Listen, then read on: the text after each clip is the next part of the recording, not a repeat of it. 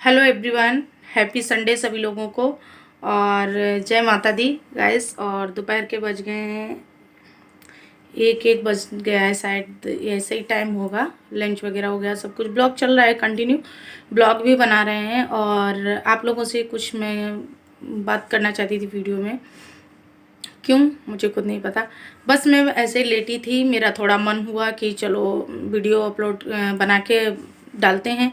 जबकि ब्लॉग है मेरे पास, ब्लॉग बना रखा है, कल का भी तैयार है और आज वाला भी एडिटिंग करना चाहें तो आज वाला भी तैयार है।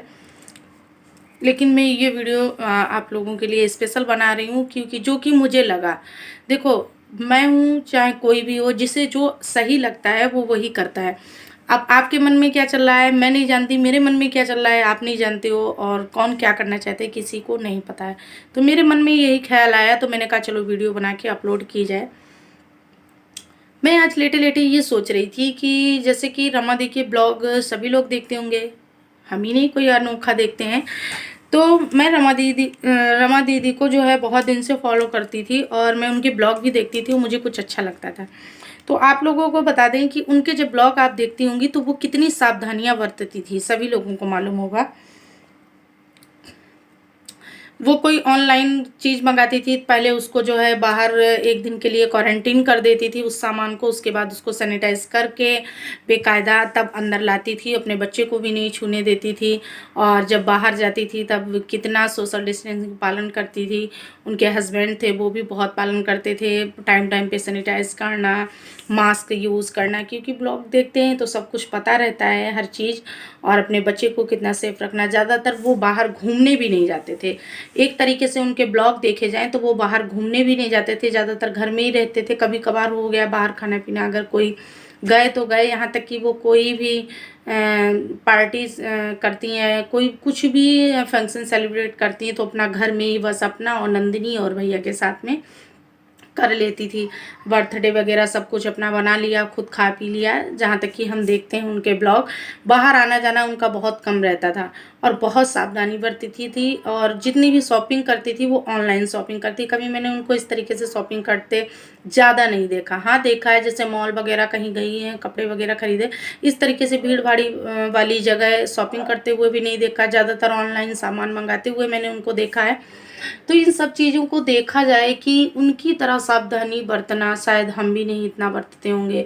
किस तरीके से सब्जियों को धुलना करना, हर एक चीज़ बहुत मतलब करती थी जो ब्लॉग में देखते थे हम। तो मैं ये सोच रही थी कि जो इतना सावधानी बरत रहा था, जो इतने अच्छे से अपना सब कुछ देख रेख कर रहा था, वो तक नहीं बचा। और उसके बावजूद भी भैया जो है वो संक्रमित हो गए और जो है कोरोना लक्षण आ गए, पॉजिटिव रिजल्ट रिपोर्ट आ गई। उन्होंने स्क्रीनशॉट भी दिखाया, ऐसा नहीं कि कोई झूठ या फेक हो बोल दिया और मान लिया, उन्होंने स्क्रीनशॉट लगाया, पॉजिटिव रिपोर्ट आई थी। तो यही सब मैं लेटे लेटे सोच रही थी, माइंड बहुत ऑफ हो रहा है। और आज लॉकडाउन लगा है, कंडीशन बहुत ख़राब हो रही है लखनऊ की, न्यूज़ पे मैंने देखा हुआ है। हॉस्पिटलों में जगह नहीं, इस तरीके से औरतें रो रही थी, बिलख रही थी। उनको जो है कोई एडमिट नहीं कर रहा है डॉक्टर, जगह ही नहीं है तो एडमिट कहाँ करें। मतलब बहुत कंडीशन ख़राब हो रही है, इस तरीके से वो रो रही थी बेचारी, सच में क्या बताएं। और देखा जाए तो दिल्ली में भी बहुत समस्या ख़राब हो रखी है। और मतलब पूरा यूपी आज लॉकडाउन है, क्योंकि यूपी में ज़्यादा कोरोना संक्रमित मिल रहे हैं। तो यही सब मैं सोच रही थी, तो मैं कह रही थी इन सब चीज़ों का पालन खुद करना चाहिए, खुद सेफ रहना चाहिए। और आप लोगों को भी बताना चाहिए। आप लोग मैं जानती हूँ ब्लॉग जरूर देखते रहे होंगे, और मेरी बातों से याद आया होगा कि कितना वो कितनी सावधानियां बरती थी, उसके बावजूद उनके साथ क्या हुआ।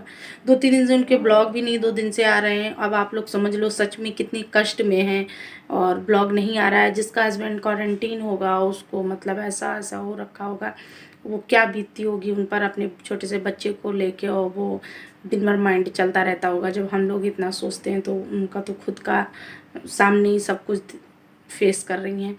तो यही सब चीज़ें मैं सोच रही थी, तो माइंड मेरा बड़ा डिस्टर्ब हो रहा था, बहुत अंदर से दुख हो रहा था। तो मैंने कहा चलो आप लोगों से बात किया जाए। जब कोई बात होती ना, कहा जाता है कोई अगर तुमको तकलीफ है अंदर से रो दो तो वो हल्का हो जाता है, या कोई बात तुम्हारे अंदर बोझ बन रही है, तुमको तकलीफ़ दे रही है वो किसी के साथ शेयर कर दो तो मन हल्का हो जाता है।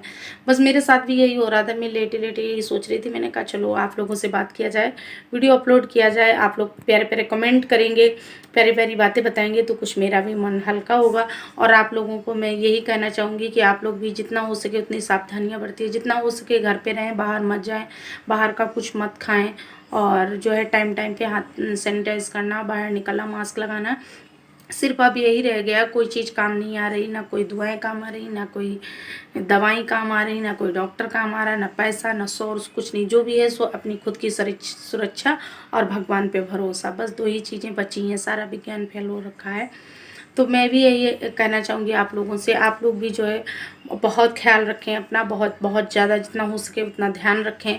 और क्या कहते हैं, मेरे भी सुनने में बहुत केस आए हैं, मैं नाम नहीं लेना चाहती हूँ, बहुत बहुत बुरा हो रहा है लोगों के साथ। और कुछ यूट्यूबर, एक चीज़ है, यूट्यूबर का काम होता है सही गलत को सही दिशा दिखाना या सिखाना। दरअसल हम लोग जो ब्लॉगिंग में करते हैं, अपने दिखाते हैं, तो जो आप लोग देखते हो ना, तो आपको भी लगता है कि मैं भी ऐसे करूं। जैसे हमने कोई रेसिपी बनाई, आप सोचते हैं कि ऐसे टेस्टी बनी होगी, मैं भी बनाऊंगी, बनाते हैं ना। अगर मैं गलत चीज़ दिखाऊंगी, उसमें अगर मैं नीम की पत्तियां डाल दूं तो सब्जी कड़वा जाएगी ना।